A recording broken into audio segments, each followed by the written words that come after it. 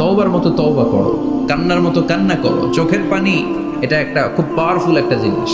এটা আপনার পাপকে ধুয়ে মুছে সাফ করে দেয়, আপনাকে নিষ্পাপ বানিয়ে দেয়, ঠিক কিনা?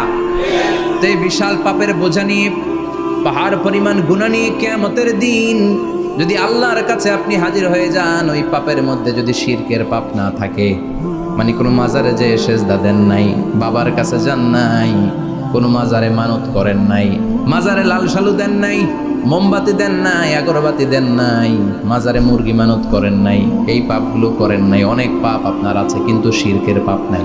কোন পাপ নাই? আল্লাহ বললেন, হাজার কোটি পাপ নিয়ে, পাপের বোঝা নিয়ে, পাহাড় পরিমাণ অন্যায় নিয়ে, গুনাহ নিয়ে যদি আমার সামনে আসো, আর এই গুনার মধ্যে যদি শিরকের কোনো গুনাহ না থাকে, তাহলে আমি আল্লাহ পাহাড় পরিমাণ দয়ার ক্ষমা নিয়ে তোমার কাছে হাজির হয়ে যাব। সুবহানাল্লাহ। এজন্য শিরকের সাথে আমাদের কোনো সম্পর্ক, এই শিরক করলে তার মাফ নাই। ইন্নাল্লাহা লা ইয়াগফিরু আন ইউশরাকা বিহি, শিরক করে ফেললে আর মাফ নাই। এটা ভয়ঙ্কর, এটা ক্যান্সারের চেয়ে ভয়ঙ্কর। ক্যান্সারের অ্যান্সার আছে, শিরকের কোনো অ্যান্সার নাই। লা ইন আশরাকতা লা ইয়াহবাতান্না আমালুক, যদি তুমি শিরক করো, তোমার রোজা, নামাজ, হজ, যাকাত, জিকির গুলারে বাতিল করে দিবে কে?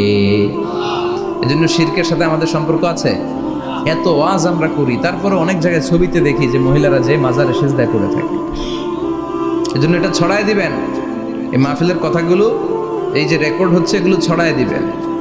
গণসচেতনতার দরকার আছে। এই যত আমরা ট্রাই করে যাব, একটা সময় দেখবেন আমাদের এই সকলের একসাথে প্রচেষ্টার ফলে এই শিরক নামক ভাইরাস বাংলাদেশ থেকে আমরা বিদায় করে দিতে পারবো। চিল্লা এখন, ঠিক কিনা? এজন্য আমরা বিপদে আছি, তবে ইমানদার। শিরক ব্যতি রেখে খালেস ইমানের যদি অধিকারী হয়, আমাদেরকে বাঁচিয়ে দিবে কে? 2 নম্বরে ওয়া আমিলুস সলিহাত। কি বলছে মনে আছে তো? ইমান, ইমান আনলে বেঁচে গেল। আরেকটা কি? আমিলুস সলিহাত, নেক কাজ, ভালো কাজ। ভালো কাজ শুধু জিকির করার, নামাজ পড়া নাকি? না। আপনি কাউকে পরামর্শ দিলে এটাও ভালো কাজ। ঋণ দিবেন, ঋণ দিলে আপনার মর্যাদা বাড়ায় দিবে কে? অভুক্তকে খাওয়াবেন, বিপদে পড়লে সাহায্যের হাত বাড়িয়ে দিবেন। রাস্তায় দাঁড়িয়ে আছেন, একজন পথ চেনে না, পথ দেখিয়ে দিবেন। এটা অনেক সওয়াব। সূরা ফাতিহা একজনরে পড়ায় দেন, ওই লোক সারা জীবন সূরা ফাতিহা যতবার পড়বে, তার একটা পার্সেন্টেজ সওয়াব আপনার আমলনামায় দিবে কে? তারপরে মানুষকে টাকা দিয়ে সাহায্য করবেন, অসুস্থ হয়ে গেলে, রক্তের প্রয়োজন হলে গায়ের রক্ত দিয়ে সাহায্য করবেন, কবুল করবে কে? রক্ত দেয়া অনেক বড় ইবাদত, জানেন এটা?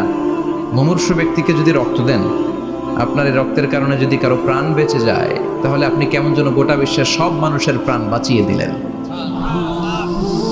একজনকে বাঁচানো মানে সবাইকে বাঁচানো, একজনকে মারা মানে সবাইকে মারা।